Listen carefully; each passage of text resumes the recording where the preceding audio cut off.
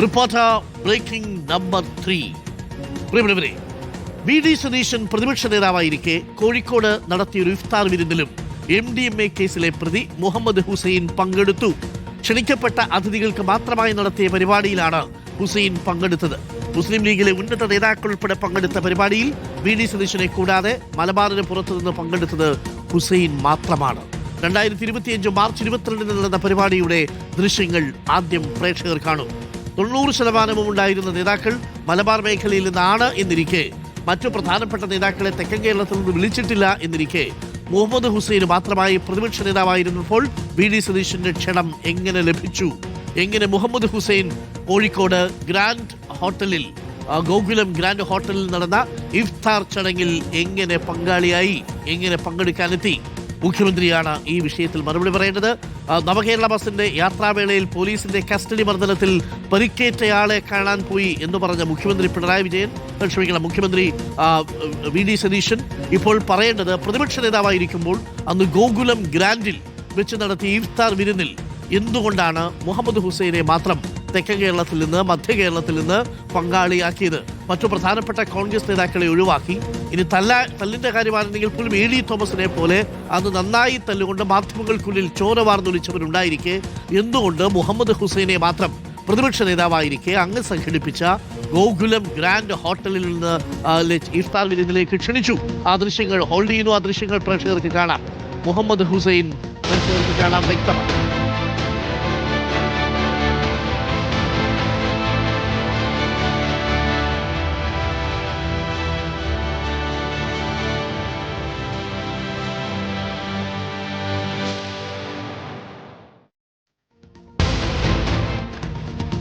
മറുപടി പറയുന്നതിന് മുഖ്യമന്ത്രിയാണ്. ഇത് കേവലം നവകേരള ബസിന്റെ പ്രതിഷേധ പരിപാടിയിൽ പങ്കെടുത്ത് തല്ലുകൊണ്ടയാളെ ഇഫ്താർ വിരുന്നിന് വിളിച്ചു എന്നാണ് മുഖ്യമന്ത്രിയുടെ മറുപടിയെങ്കിൽ എന്തുകൊണ്ട് AD തോമസ് ഇപ്പോഴത്തെ MLA പോലെയുള്ള ആളുകളെ അന്ന് ഈ ഇഫ്താർ വിരുന്നിലേക്ക് ക്ഷണിച്ചില്ല? പ്രധാനപ്പെട്ട ചോദ്യമാണ്. VS രഞ്ജിത്ത് നമുക്കൊപ്പം ചേരുന്നു.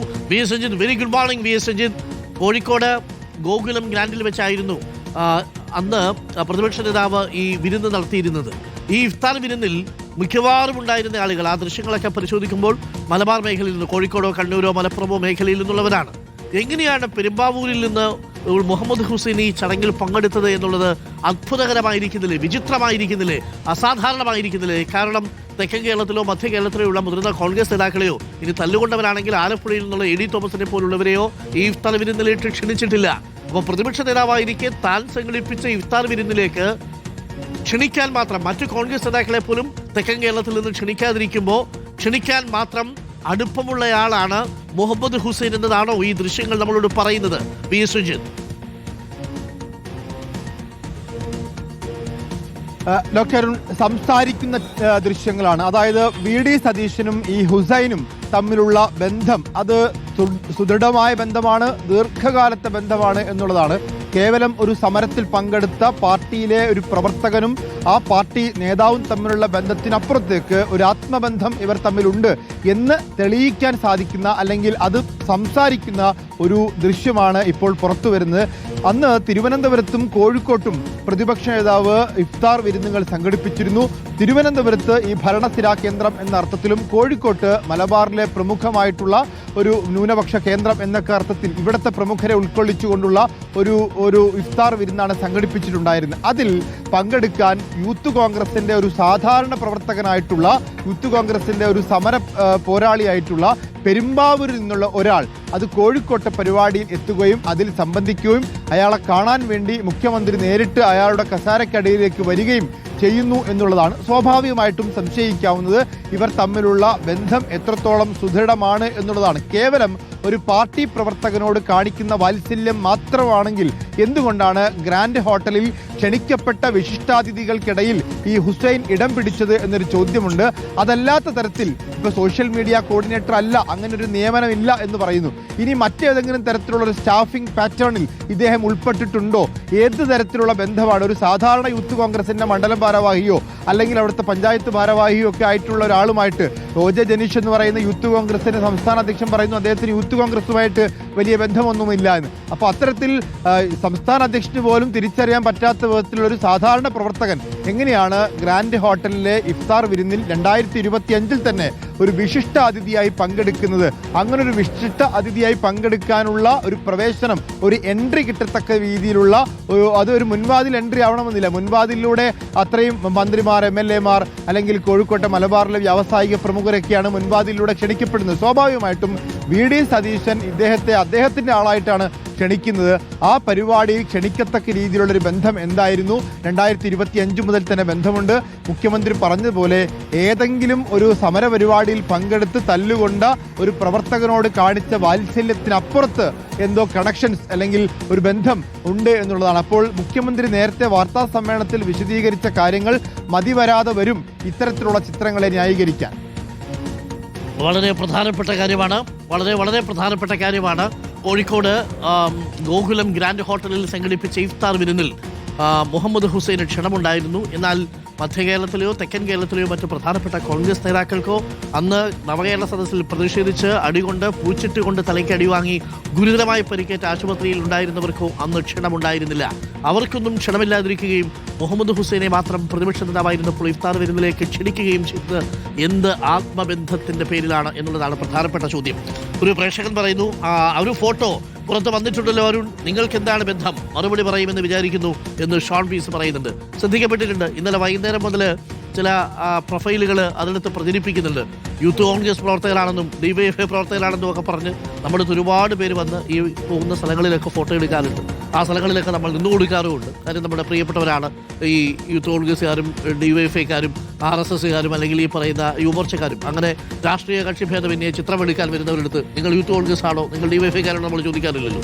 അങ്ങനെ വരുന്നവരുടെ നമ്മൾ നിൽക്കും. നീതല്ലെങ്കിൽ പോലും ചില ആളുകൾ വന്ന് സ്നേഹത്തോടെ നമ്മളോട് ചേർന്ന് നിന്ന് ചില ഫോട്ടോ എടുക്കും, അവർ ഇട്ടുപോകും. ഇവരാരൊക്കെയാണ് എന്ന് നമുക്കറിയില്ലല്ലോ. പക്ഷേ ഞാനൊരാളെയും ഇഫ്താർ വിരുന്നിന് വിളിച്ചിട്ടില്ല കേട്ടോ. ഞാനൊരാളുടെയും വീട്ടിൽ സന്ദർശനം നടത്തിയിട്ടില്ല കേട്ടോ. ഇതേപോലെയുള്ള മയക്കുമരുന്ന് കച്ചവടം നടത്തുന്ന ഒരാളുടെ വീട്ടിലും ഇന്നേ വരെ സന്ദർശനം നടത്തിയിട്ടില്ല. അങ്ങനെയുള്ള ഒരാളെയും ഞാൻ എൻ്റെ വീട്ടിൽ കയറ്റി വിരുന്ന് കൊടുത്തിട്ടുമില്ല. ഞാൻ എൻ്റെ സോഷ്യൽ മീഡിയയിലെ പ്രൊഫൈൽ അഡ്മിനാക്കിയിട്ടുമില്ല. ഒരിക്കലും അങ്ങനെയുള്ളവരുമായിട്ട് പ്രത്യേക കൂടിക്കാഴ്ചകൾ ഒരിടത്ത് വെച്ച് നടത്തിയിട്ടുമില്ല. ചെവിയിലടക്കം പറയാൻ പോയിട്ടുമില്ല. അപ്പോൾ പ്രിയപ്പെട്ടവരെ, ഈ ഭക്ഷണമൊക്കെ കഴിക്കുന്ന സ്ഥലത്ത് ഒരുപാട് പേര് വന്ന് ഫോട്ടോ എടുത്ത് പോകുന്നുണ്ട്. അത്തരത്തിലൊരു ചിത്രമാണ് എന്നാണ് ഞാൻ മനസ്സിലാക്കുന്നത്. ആ ചിത്രം എടുത്തത് എന്താണെന്ന് പോലും എനിക്കിപ്പോൾ ഓർമ്മയില്ല. അത് അബ്ദുൾ സലാം എന്നോ മറ്റോ പേരുള്ള ആളാണ് ആ ചിത്രത്തിൽ കാണുന്നത്. അത് ഒരു ഹോട്ടലിൻ്റെ ആംബിയൻസിൽ നിന്ന് എടുത്തിരിക്കുന്ന ചിത്രമാണ്. ഈ ചിത്രം വെച്ചുകൊണ്ടാണോ നിങ്ങൾ ഇതിനെ പ്രതിരോധിക്കാൻ പോകുന്നത്? എങ്കിൽ കുറച്ച് ബുദ്ധിമുട്ടും. മാത്രമല്ല, തെറ്റായ വാർത്തകളിലും ഈ പ്രചരിപ്പിക്കുന്നവർക്കെതിരെ കർശനമായ നിയമ നടപടിയും നമ്മൾ സ്വീകരിക്കും എന്ന് പറയട്ടെ. അതിൻ്റെ കീഴിലൊക്കെ വന്ന് ചില ആളുകൾ ചില മോശകരമായിട്ടുള്ള കമൻറ്റുകൾ ഇടുന്നുണ്ട്. നിരീക്ഷണത്തിലായിരിക്കും. തീർച്ചയായിട്ടും അതിന് നിയമ നടപടിയും സ്വീകരിക്കും. അതുകൊണ്ട് ഈ വാർത്തയെ നിങ്ങൾ മുക്കിക്കളയാമെന്ന് കരുതരുത്. ഇതിനിടയ്ക്ക് ഒരു തമാശ കൂടി പറയാം. ഇങ്ങനെ ഈ ഫോട്ടോ എടുക്കാൻ വരുന്നതിൻ്റെ കൂട്ടത്തിലാണ് ഞാൻ കോഴിക്കോട് അമ്മ എന്ന് പറയുന്നൊരു ഹോട്ടലുണ്ട്. ചില പ്രേക്ഷകർക്കൊക്കെ അറിയാൻ പറ്റും. അവിടെ നല്ല പൊരിച്ച മീൻ കിട്ടും. അപ്പോൾ ആ ചൂടോടുകൂടി ആ പൊരിച്ച മീൻ കഴിക്കാൻ നല്ല സ്വാദാണ്. ഒരിക്കൽ നമ്മളൊരു പരിപാടിക്ക് പോകുന്ന സമയത്ത് ഈ അമ്മ ഹോട്ടലിൽ പോയി ഭക്ഷണമൊക്കെ കഴിക്കാൻ വേണ്ടിയിട്ട് വണ്ടി കുറച്ച് അപ്പുറത്ത് പാർക്ക് ചെയ്തിട്ട് ഹോട്ടലിലോട്ട് പോയി ഭക്ഷണം കഴിച്ച് തിരിച്ചു വന്നപ്പോൾ വണ്ടി പാർക്ക് ചെയ്തിട്ട് കുറച്ച് വില കൂടിയ ഒരു കാറൊക്കെയാണ് പാർക്ക് ചെയ്തിട്ട് ഒരു കക്ഷി വണ്ടിയിൽ നിന്ന് പുറത്തിറങ്ങി വന്നു. എഴുതുന്നു, ഹലോ അരുണല്ലേ? അതെ അരുണേ, വാർത്തയൊക്കെ കാണാറുണ്ട്, നിങ്ങളെ ഇഷ്ടമാണ് എന്നൊക്കെ പറഞ്ഞു. ഓ ശരി, സന്തോഷം. അപ്പോൾ നമുക്കറിയത്തില്ലല്ലോ ഈ ചങ്ങാതി ആരാണ്. അപ്പം വന്നു തോളത്തൊക്കെ കൈയിട്ടു. അപ്പോൾ നമ്മൾ തോളത്ത് കൈയിടുമ്പോൾ ഏമാറ്റിടൂ എന്നൊന്നും പറയാൻ പറ്റത്തില്ലല്ലോ. തോളത്ത് കൈയിടുമ്പോൾ ശരി എന്ന് പറഞ്ഞ് നമ്മളിങ്ങനെ നിൽക്കും. അപ്പോൾ തോളത്തൊക്കെ കൈയിട്ട് ആ ചങ്ങാതി പറഞ്ഞു ഒരു ഫോട്ടോ എടുക്കണം എന്ന് പറഞ്ഞു. അപ്പോൾ ഞാൻ ചോദിച്ചു എന്താണ് പേരെന്താണെന്ന് ചോദിച്ചു. എന്തൊരു പേര് പറഞ്ഞു, എനിക്കിപ്പോൾ ഓർമ്മയില്ല. എവിടെയാണ് സ്ഥലമെന്ന് ചോദിച്ചു. ആ സ്ഥലവും പറഞ്ഞു, കോഴിക്കോട് എവിടെയോ ആണ് സ്ഥലം എന്ന് പറഞ്ഞു. ശരി, ഫോട്ടോ എടുക്കാമെന്ന് പറഞ്ഞു. കൂടെ നിന്ന് ആളെ കൊണ്ടൊരു ഫോട്ടോ എടുപ്പിച്ചു. കൂടെ അതൊരു സെൽഫിയും കൂടി എടുത്തു. തോളെ കൈ കൂടി ഇട്ട് നിന്നൊരു ഫോട്ടോ എടുത്തു എന്നാണ് എൻ്റെ വിശ്വാസം. അത് കഴിഞ്ഞപ്പോൾ പുള്ളി എൻ്റെ അടുത്ത് പറഞ്ഞു, എന്നെ നിങ്ങൾ അറിയും? ഞാൻ ചോദിച്ചു എങ്ങനെ അറിയും? എന്നെക്കുറിച്ച് നിങ്ങൾ വാർത്തയൊക്കെ വായിച്ചിട്ടുണ്ട്? ഞാൻ പറഞ്ഞു ഏത് വാർത്തയാണ് വായിച്ചത്? ഞാൻ വിളിച്ചു പോലെ അവാർഡോ പുരസ്കാരമോ ഒക്കെ കിട്ടിയ വാർത്തയായിരിക്കും. പുള്ളി പറയുക ഏതോ ഒരു സ്വർണ്ണം പൊട്ടിക്കലുമായിട്ട് ബന്ധപ്പെട്ട വാർത്ത ഞാൻ വായിച്ചു പുള്ളിയുടെ. സ്വർണ്ണ പൊട്ടിക്കൽ കേസിലേക്കാണ്ട് ഏതോ ഒരു പ്രതിയാണ് ഈ ഫോട്ടോ എടുത്ത കക്ഷി. ഞാൻ പറഞ്ഞു എൻ്റെ പൊന്നിയങ്ങാതി, നിങ്ങളിത് സോഷ്യൽ മീഡിയയിൽ ഇടരുത്. നിങ്ങൾ ഫോട്ടോ എടുത്ത് മനസ്സിലായി, ഇനി അതിൻ്റെ പേരിൽ ഞാനും കൂടി കേൾക്കുന്ന സംഭവം വലിയ ബുദ്ധിമുട്ടായിരിക്കും തോന്നുന്നു. അപ്പോൾ പുള്ളി പറഞ്ഞു ഇല്ല ഇടത്തില്ല എന്നൊക്കെ പറഞ്ഞ് പുള്ളിയൊക്കെ പോയി. എനിക്ക് പുള്ളിയെ മനസ്സിലായില്ല. പുള്ളി ഇത് ഫോട്ടോ എടുക്കുന്നതിന് മുമ്പ് പറഞ്ഞെങ്കിൽ നമുക്കൊരു ജാഗ്രത പാലിക്കാം. ഫോട്ടോ ഒക്കെ എടുത്ത് കഴിഞ്ഞിട്ട് പുള്ളി പറയാം നിങ്ങൾ എന്നെക്കുറിച്ച് വാർത്ത വായിച്ചിട്ടുണ്ട്, ഞാൻ ഒരു സ്വർണ്ണം പൊട്ടിക്കലിലോ സ്വർണ്ണ കടത്ത് കേസിലോ കണ്ട് പ്രതിയാണ് എന്നാണ് ഇയാൾ പറഞ്ഞത്. എന്ത് ചെയ്യാൻ പറ്റും എന്നാലോചിക്കുക. പക്ഷേ അയാൾ അത്രയെങ്കിലും സത്യസന്ധത കാണിച്ചു. പക്ഷേ ഇമാതിരിയുള്ള ടീമുകൾ അത്രയും സത്യസന്ധത പോലും കാണിക്കുന്നില്ലല്ലോ എന്നുള്ള കാര്യത്തിൽ മാത്രമേ നമുക്കൊരു വിഷമമുള്ളൂ. പിന്നെ ആ ചിത്രങ്ങൾ എടുത്തുകൊണ്ട് പ്രതിരോധിക്കാമെന്ന് കരുതിയാൽ അത് നിൽക്കില്ല.